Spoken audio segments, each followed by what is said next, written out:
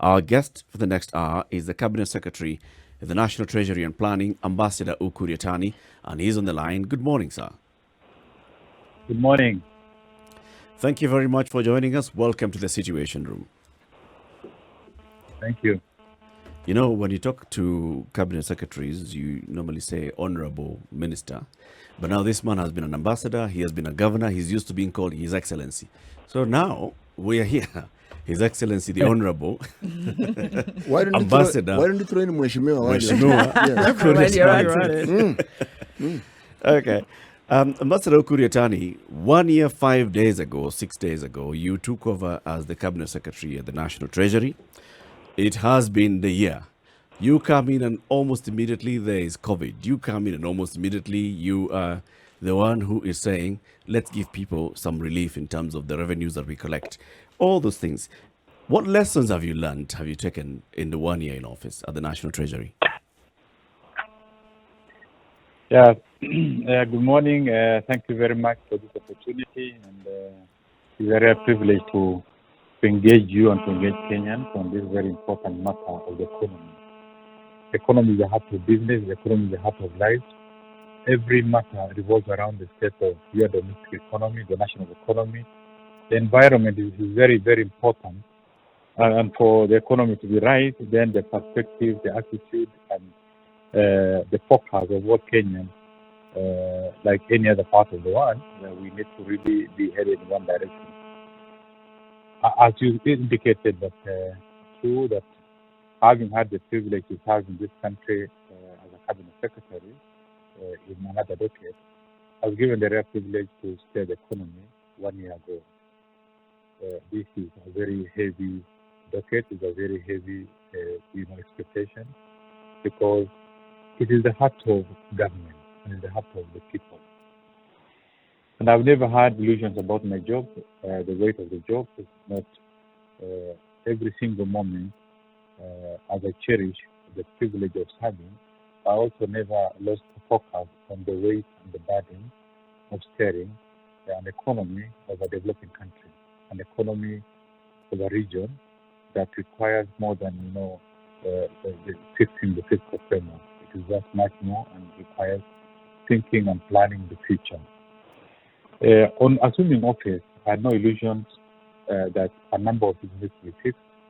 Things have been going on well. The growth was commendable.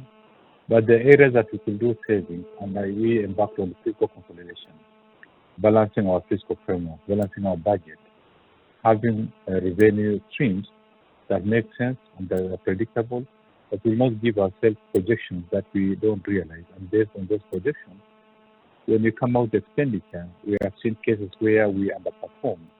And then there's a attendant challenge of now carrying forward huge pending bills and straining businesses and reducing the faith that the business community has in doing business with government. So my key priority then was to work on a fiscal consolidation process where we have set realistic revenue targets. We came up with rationalized expenditure, getting rid of a number of expenditures that we could do without for the time being. And many of them are in areas that we can afford, like foreign travel, which was really a drain on the foreign reserve. And then thirdly, we also unpacked our debt situation, because when there's challenge between, when there's difference between revenue and compared to use expenditure, what do you do with the shortfall? Bonasias, I think we don't have a clear audio. Let's try and sort that out with you as we have this conversation. We're having a conversation with the Cabinet Secretary of the National Treasury, Ambassador UKUR YATANI, 1 year, 4 days or 5 days or so since he took over the office at the National Treasury. He was appointed on the 14th day of January last year. So as he says, immediately you come in and then there are all these things that happen in the country. There's COVID that comes in. It requires money. It requires some efforts to be done. There's the revenue dip. Then there's something that you need to work on. There is, all the debts that we need to pay. There's servicing of national government operations. I mean, he came in. If you can just think about him, you feel like, oh my goodness, it was Could be the best time because he gets all the limelight, but also the worst time because he doesn't get to sleep. His Excellency was thrown into the deep end, clearly.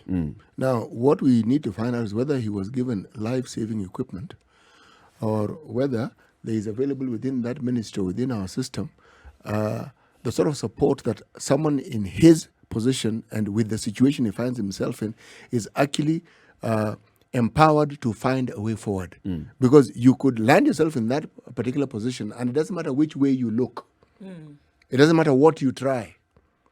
It doesn't matter whether it's a tumble turn or whatever it is. The way forward is simply not just difficult, but almost non-existent.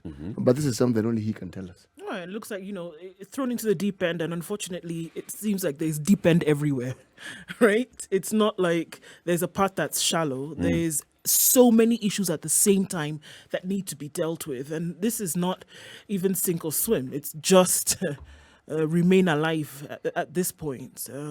Where are you going to? Because he did inherit quite a lot. Yeah. This is what we're looking at. There were many problems that were on the table even when he came in. Not even to mention what needed to be added coming in.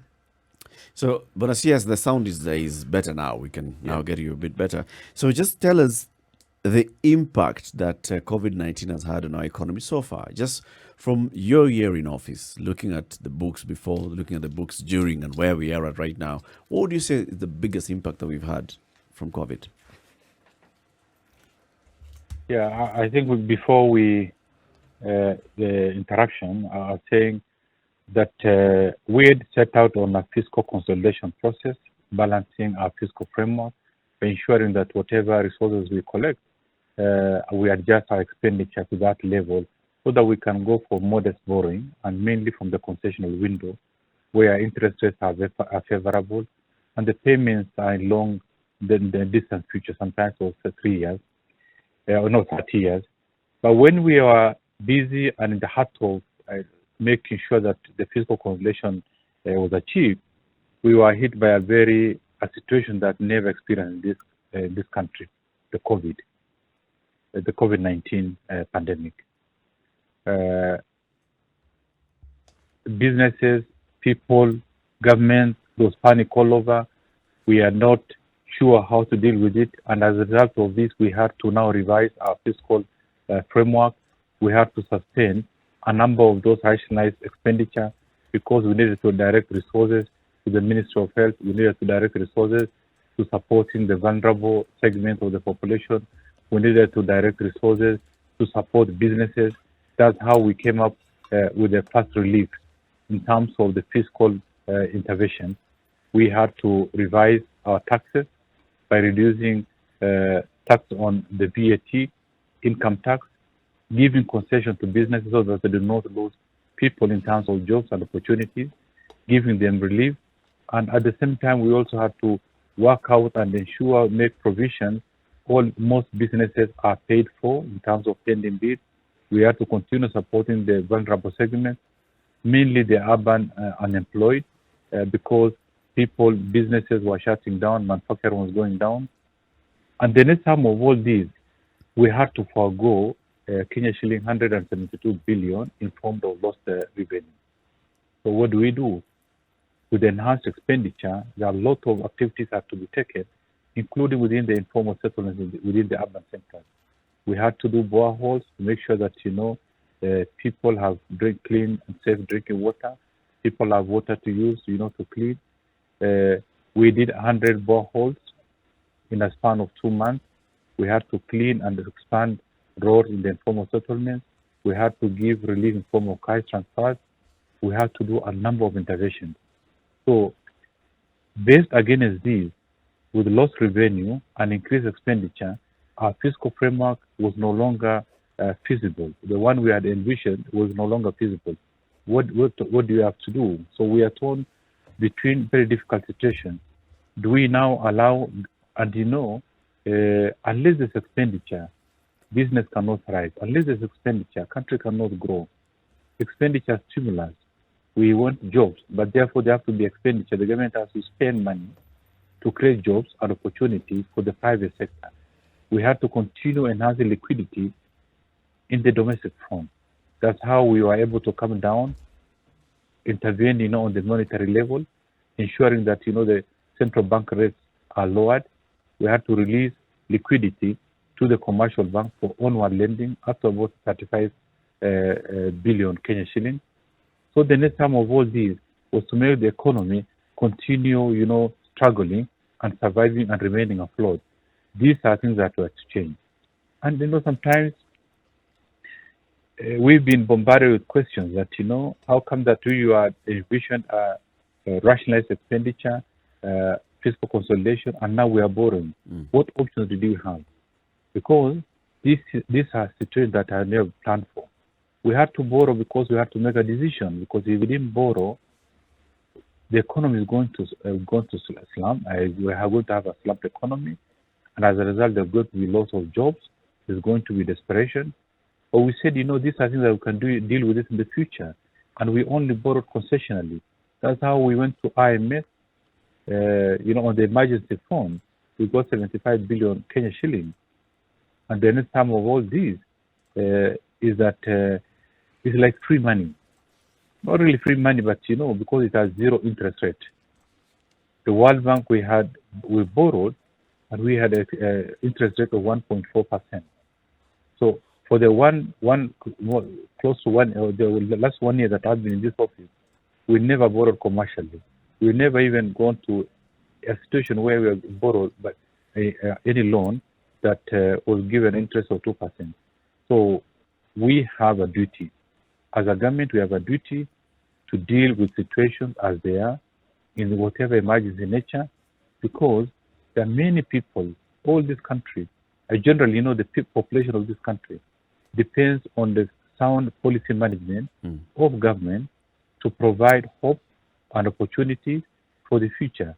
Other emerging issues that have come along, including maybe the raising of the debt amount, are matters that we can deal with in the future. But I want to assure you that we borrow concessionally, we borrow sustainably, weighed against the region, weighed against the rest of the globe. Our borrowing is highly concessional, but we cannot really pretend that COVID has not affected us. It has not only affected Kenya, but it has affected everybody. And these are things that we are wading through without necessarily losing our key objective of making sure that the business thrives. Like one very important thing is that we realize that the informal settlement, and not really the informal sector, is the engine of growth and employment opportunities in this country. And that's why the SMEs, we've given them that opportunity and created a credit guarantee scheme by pooling resources, by de-risking, borrowing.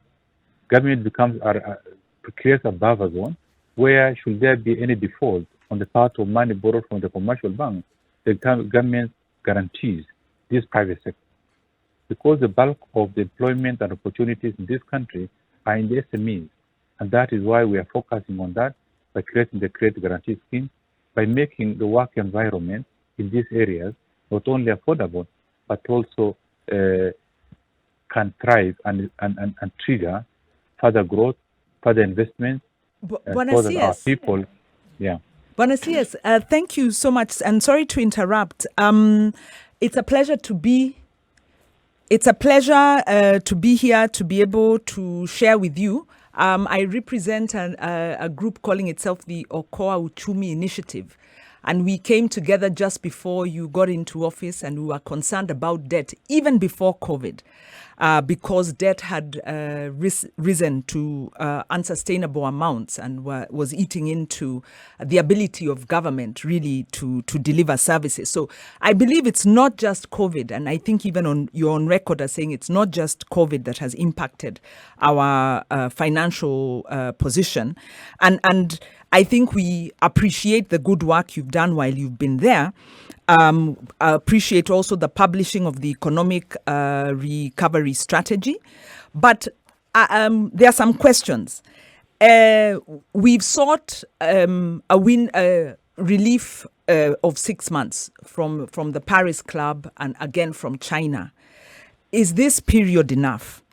And we are also aware with the publishing of the debt register that we have some loans in there that are non-performing loans for stalled projects that we are still paying. We also see that the government continues to want to undertake large infrastructure. So are we getting relief that will then go towards paying non-performing loans? Are we getting relief and then we spend on new infrastructure projects at the expense of the objectives that you are outlined in the economic recovery strategy? Are the political pressures stronger than what your office can bear? What guarantees are there for us as Kenyans as we are being taxed heavily? The tax relief measures have been lifted so that the tax burden is really falling on Kenyans and falling on the poorest. And the concern is that that money is then going into projects that are not priorities in terms of the economic recovery. They are priorities for a small group of beneficiaries around those infrastructure projects.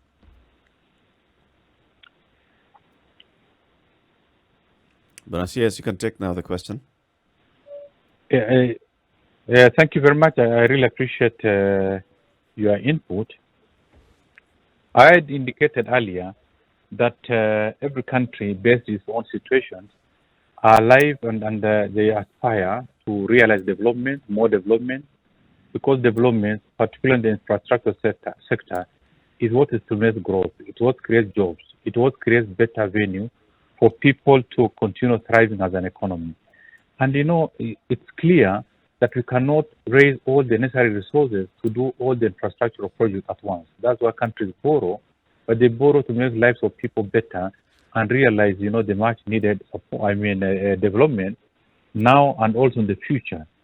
Concerning debt, it's not true that my sister, the way she indicated, that at a sustainable level.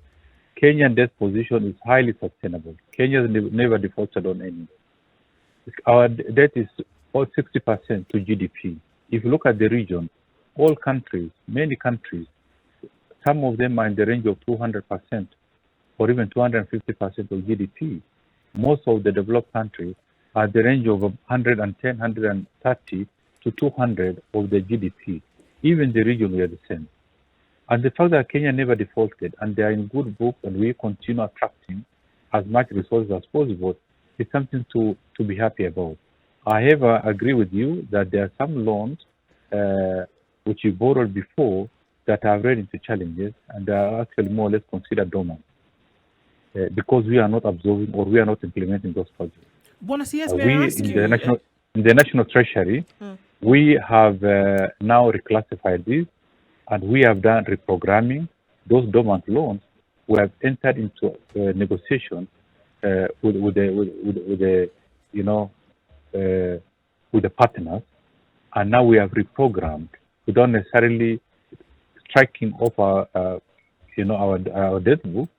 We are now substituting that because in a situation where the absorption is low, it really doesn't make a lot of sense to continue paying interest or commitment fee when the intended objective of realizing development is not realized. So we have reprogrammed this. We have also classified a few that are candidates for cancellation.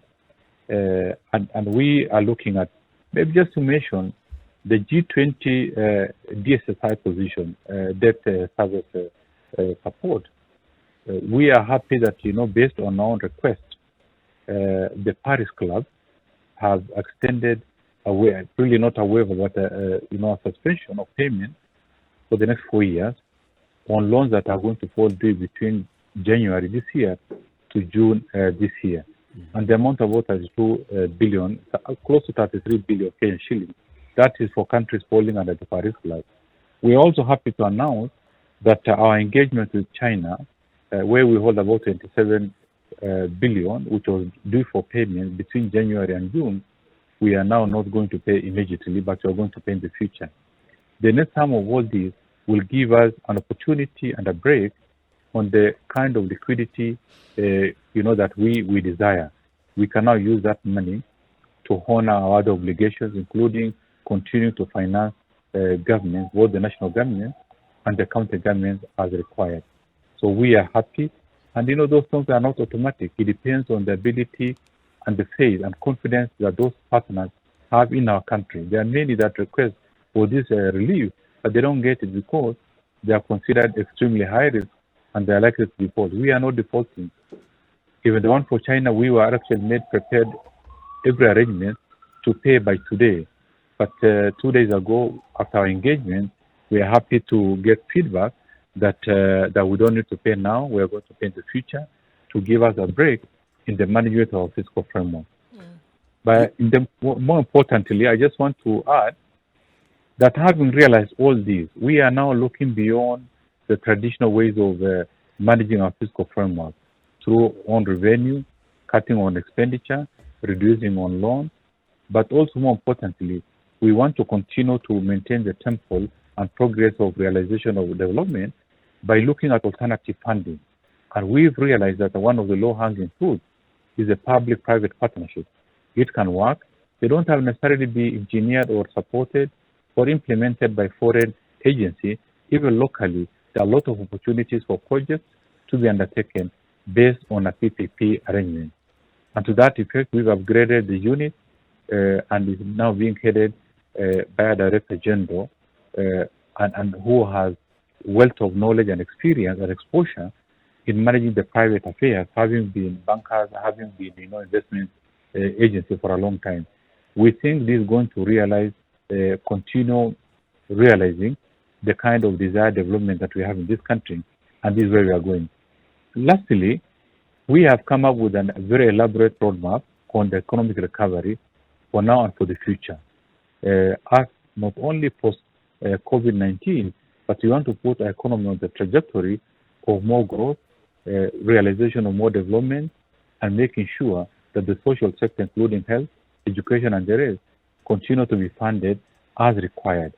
And one key area that we've also identified, having learned lessons from COVID-19, is that IT is proving to be a very important essential ingredient in stimulating the economy. You have realized that most meetings, most businesses, even schools were running even when people are staying at home.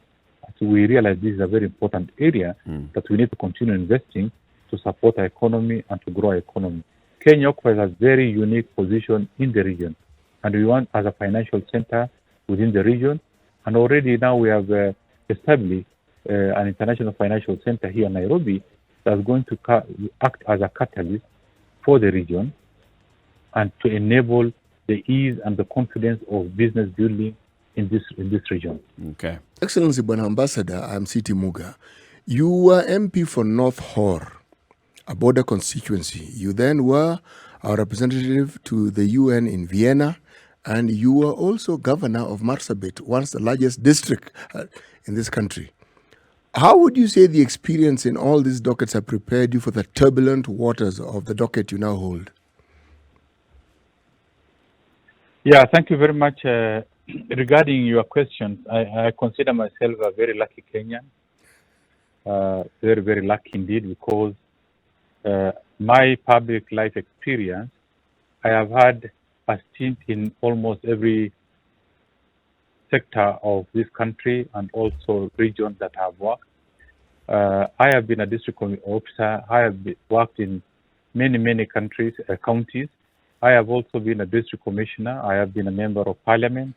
I had an opportunity to serve as an assistant minister in the Ministry of Science and Technology.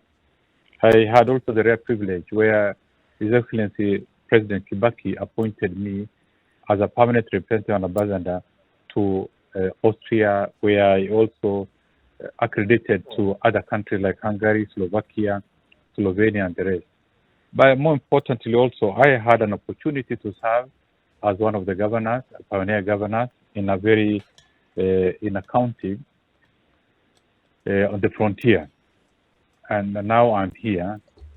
I consider this as a privilege, an opportunity that people and God has given me to give service with humility, to give my best, and to share whatever advantage that I have.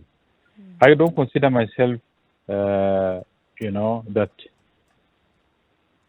well, not necessarily, the brightest, the sharpest, the most experienced, the most learned, but it's a duty for me. I work hard, I give my best. I know that this is a calling in whatever public position you serve. Is a calling to serve humanity, is a calling to serve the people, and to give the best and support the president who has given me this opportunity to remain loyal to him, to work for him, and to work for the country, and bring a difference, and do it with the utmost honesty. But I must also indicate that this experience and being working in different areas, it doesn't come easy. It comes with challenges, it comes with expectations, it comes with a lot of also individuals who are bent on undermining your good intentions. But the whole of it is that I feel so privileged, and when I exit public service, I'll be a very happy man that I have done my best in whatever capacity that I have had an opportunity to serve. But if you allow me, I want to have just 1 minute to tell you, I want to assure Kenyans that the worst times are over. We have now devised, and Kenyans are resilient. Our economy is resilient. We are back on track, and the projections are very good. We are now looking at higher growth. We are looking at higher projected growth. We now, since last month, we started meeting our revenue targets. KRA has posted very impressive revenue outcomes. The faith in this country through the diaspora remittance are increasing. We have very stable inflation. We have the interest rates of the banks are going down. We now continue to rationalize expenditure as government because we know it's in our domain that what counts for us more importantly is the resources that we have the disposable resources that are in our hands. And knowing that if we can plan well by only using these resources on areas and sectors that are going to have big impact for the economy, and also noting that the government is just a facilitator, the provider of the right and conducive economic environment for economy to grow, will continue to support the private sector, mainly the SMEs, by giving the opportunity to have access to finances. And through that, they will continue to ward against, the turbulent times, and even expand their businesses for creation of more jobs, for creation of more income, for the betterment and the lives of our people. That does not mean that we are also going to neglect the social sector. If you look at the educational sector, particularly now, is a very important sector in this country. And the fact that when the schools were shut, big segment of the economy was actually grounded because many people, industries, businesses, individuals, employment were depending on the education sector because they have that multiplier effect. Now, since the schools are open and institutions are now back in business, last week alone, we gave out 19.5 billion Kenyan shillings to support both primary and secondary schools. These are heavy injections into that sector, and they are going to the ripple effect. The hands of the benefits, the stimulants are going to be felt at all levels. I also want to assure Kenyans that we are alive to the need and expectation of Kenyans that it's high time we continue managing our debt, and that's why we'll borrow, but we'll only borrow concessionally. Things that's going to really change the lives of the people without necessarily putting undue pressure and heavy burden in the generations now and the generations in the future. We are also now towards the tail end on cancelling some of those loans which are either running into challenges. We are reprogramming a number of these. We are also in the process of now refinancing some of those expensive loans because we do it for Kenyans, and we want to ensure that the desire of our president, who has worked so hard, for those of us in the Treasury, we know that within the last few years, we've realized so much development. If you see the kind of investment that has gone into Nairobi alone, because most of you live here, we can see the transformation that has taken in the informal settlement. Talking through about the road, operations through of light. governments, yes. Now looking at some of the things that have come out into the open. Last week, the Council of Governors, talked about the fact that they would go on strike because they didn't have what they needed in terms of budgetary allocation. They say they've been cash starved. You said that they should be able to withdraw from the emergency fund. Who is looking at what now? How are we going to go about this? Counties say they don't have money. They're not able to pay staff. They're not able to run the operations of county. You say they should withdraw from emergency fund. Who should we believe? Foremost, let me correct, because that's not the position. Because it's really nothing like emergency fund, and they were never asked to draw money from the emergency fund.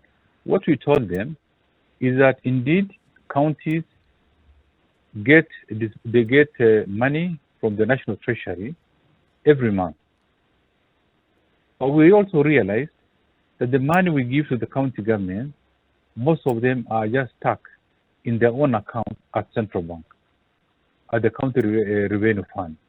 Meaning, the over 34 billion Kenya shillings are just stuck there, not for 1 month, for 2 months, for a number of months, because of the slow absorption by the county government.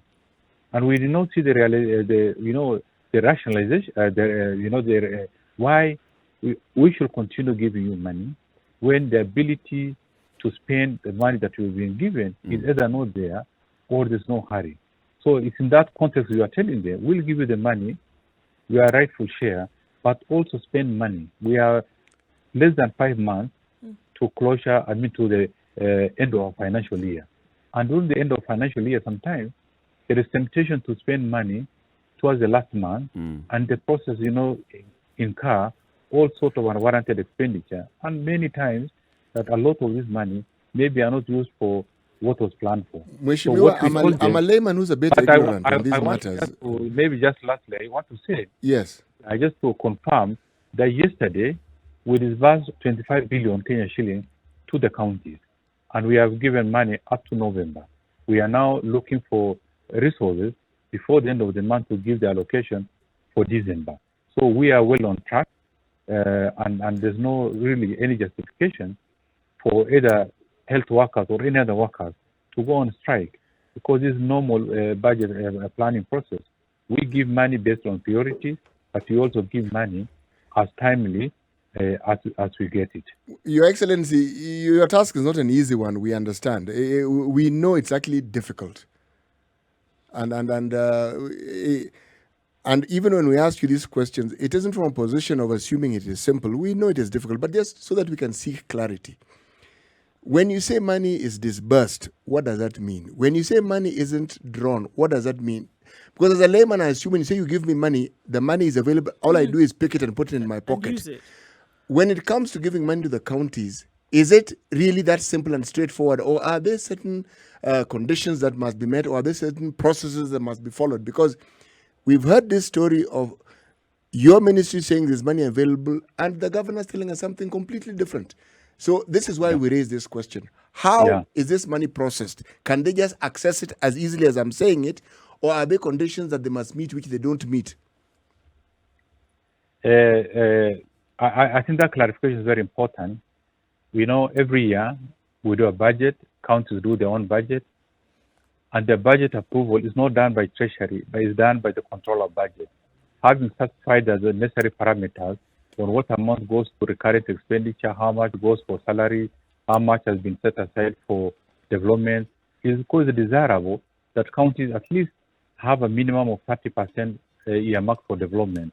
Because some counties also expend too much on recurrence while they have really no money for development, and that's not the purpose as to why devolution, came up in our constitution.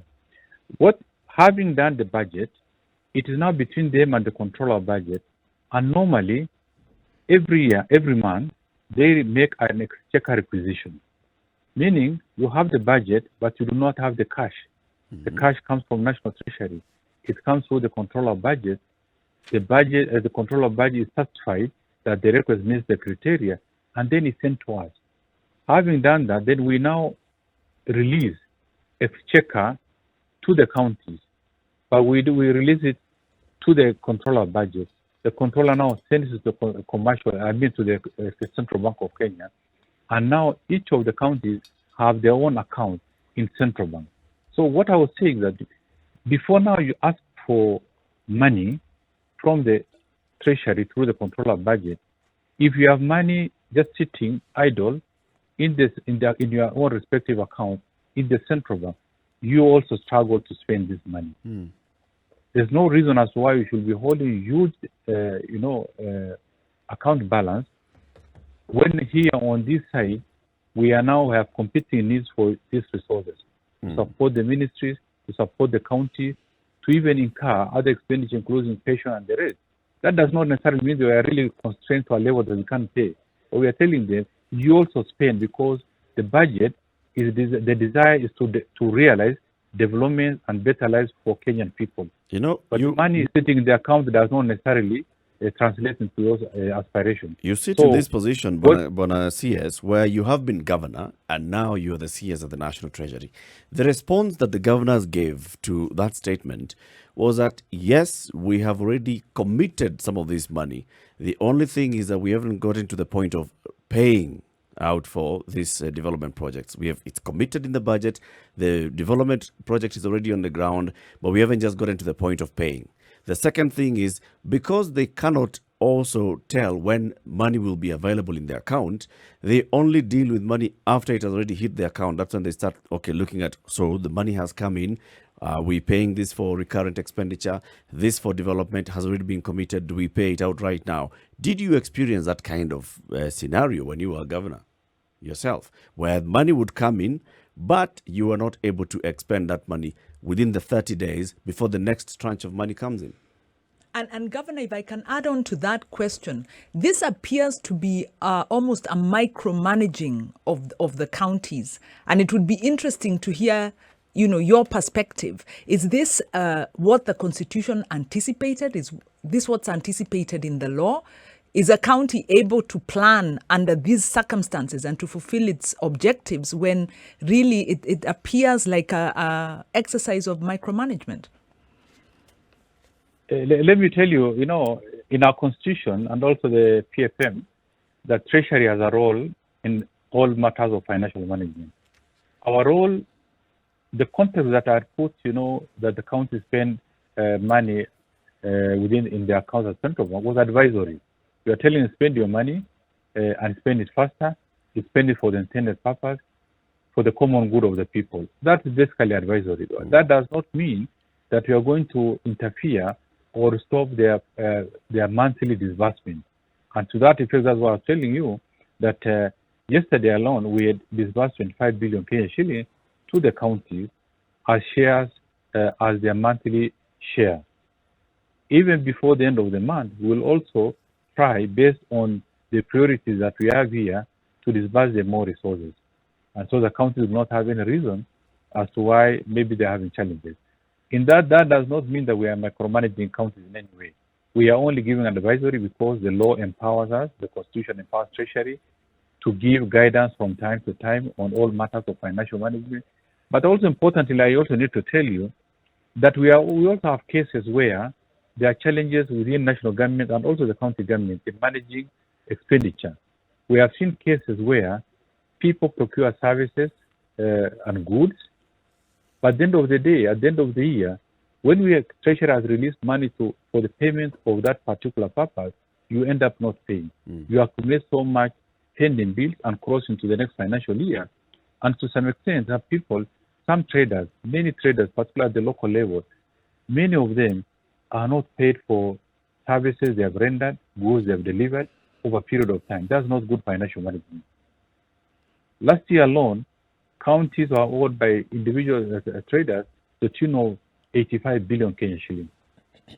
And national government also close to 30 billion. We have pushed the national government, we paid most of the pending bills. The county governments, we also gave advisory, we told them to pay. Many of them paid, but still the substantial amount that has not been paid. So it's our responsibility as National Treasury to intervene in a situation where there's outright, either malpractices or diversion from good financial management. Bonasias, could I ask about another of the important pillars of public finance management, which falls on your office, which is the implementation of Article 201 on accountability, transparency, and public participation. And first of all, acknowledge the great strides the Treasury has made in publishing budget information, including the register. But you'll note, for instance, we are looking at today's paper where we see that there are still gaps in the information in the register.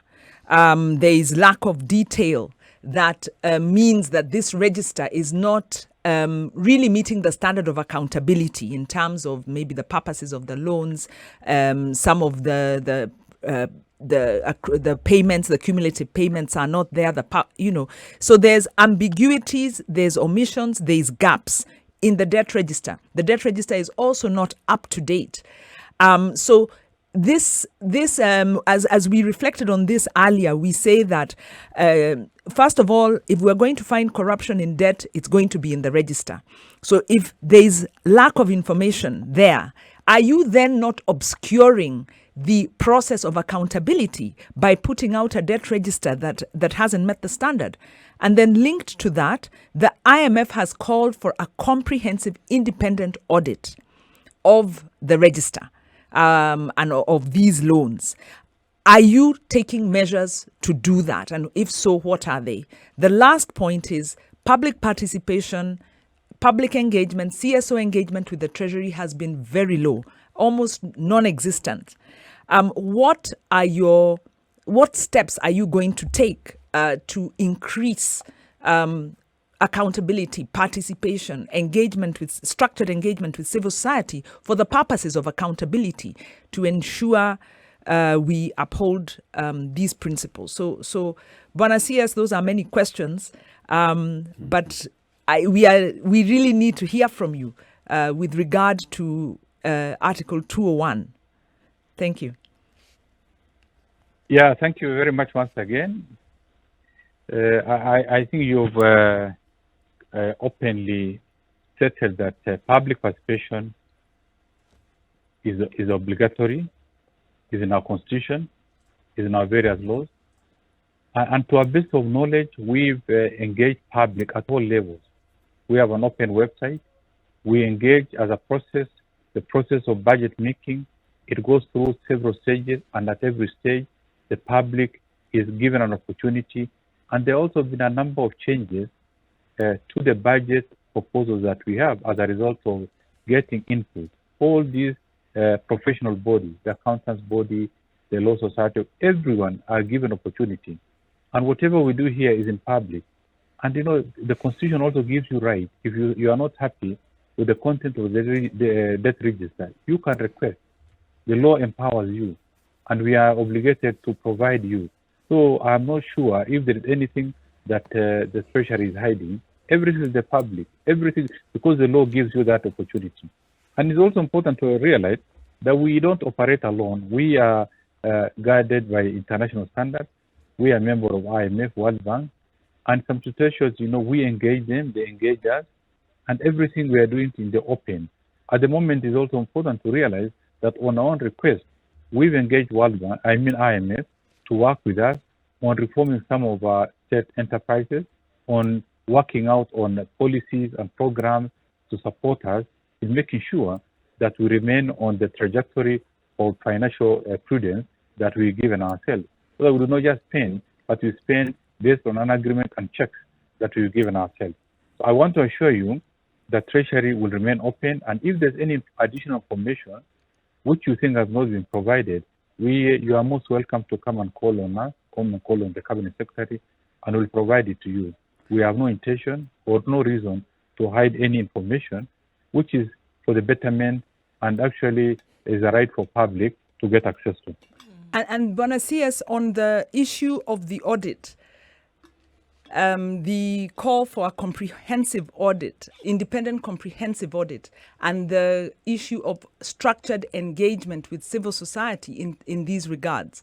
Because yes, there are gaps, and several civil society have gone to court actually, asking prior to the publishing of the register, asking for contracts to get that information, and it's possible there'll be more. But structured engagement would preempt that. So are you saying you're happy with the quality and standard? Do you acknowledge there may be some gaps in terms of the information in the debt register? And what are the plans for a comprehensive independent audit? Because as the previous Auditor General said, corruption is being budgeted, is being put into the budget. And corruption in debt is actually hiding in this register. So this audit is very important so that Kenyans get accountability. So the question to you is, are you happy with this register? Are you going to call for the comprehensive independent audit? Are you going to work in a structured way with civil society, or is it up to us now to go to court and to issue more access to information requests? So what's your agenda in terms of ensuring prudent use of this money, Bwana CS? Let me assure you that it's misplaced, that the allegation that corruption is budgeted for. That's not true. It can never be true. Nobody can do that, because we are a country that believes in law. We are a country leadership that goes to election after every 5 years, and they are based on policies and programs, and based on this, they are audited politically at the end of every 5 years. You will also need to realize that we have institutions that have been empowered by the Constitution to audit government and public expenditure. This is the Auditor General. He's an independent office, well-resourced, and their reports are done timely, and they have done it very well. We have institutions that we elected ourselves, the Parliament, that act as another, institutions that put checks on government.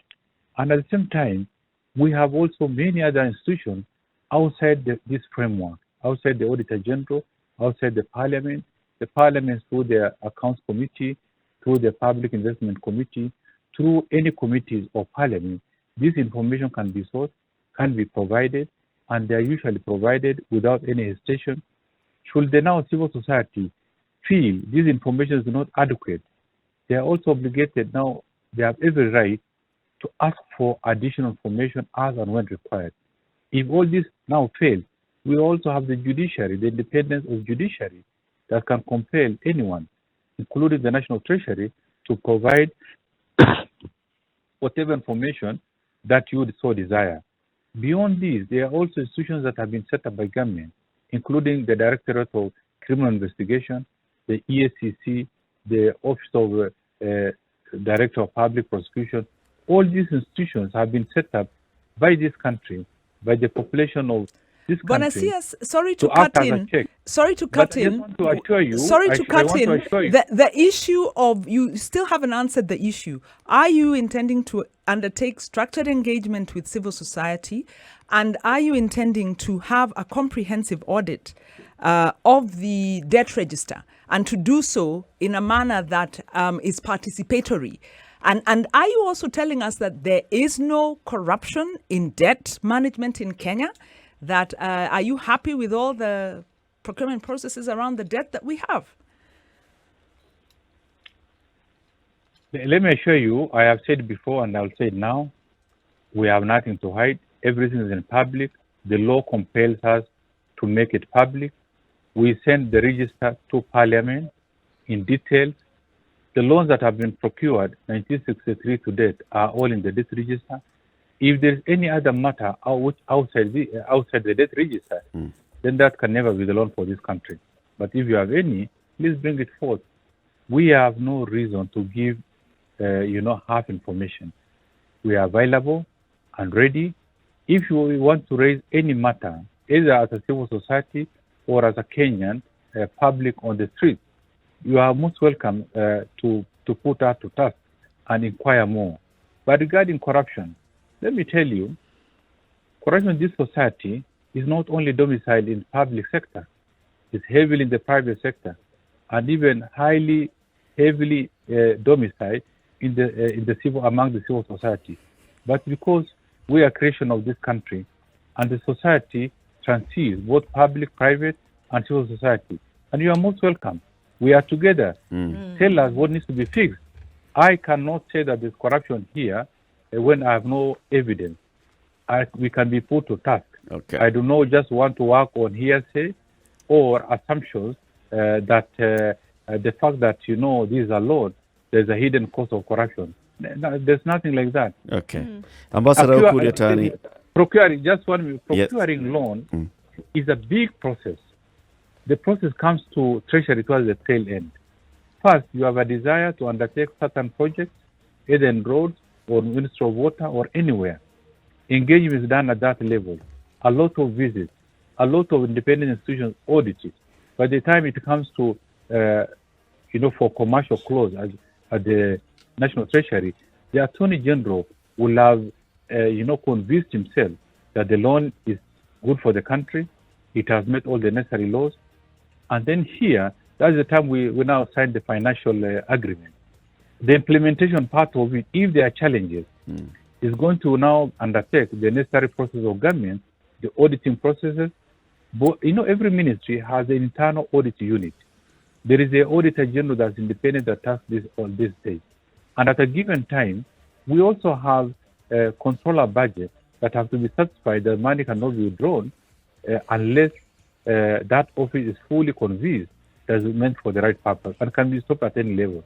There are also institutions in Parliament that have a direct role of supervising, those ministries, working with them and confirming that, the expenditure are within limits, the expenditure are for the intended purpose, and if there are any likelihood or if there is any indications of corruption, can be handled at very many levels. But I want to thank you very much. I want to Yeah. thank you very much for your conversation with us this morning. Unfortunately, running out of time because we've got to say goodbye to our audience on KTN Home. We've been live on KTN Home from 7 now to coming up to 9 o'clock. We've been having a conversation with the CS for the National Treasury and Planning, Ambassador UKUR YATANI, who's just celebrated 1 year in office. Tough work for him. We wish you all the best as you continue in this work of serving the public and serving the nation. Asante sana. Thank you very much, and bye. Thank Asante. you. Thank you very much, sir.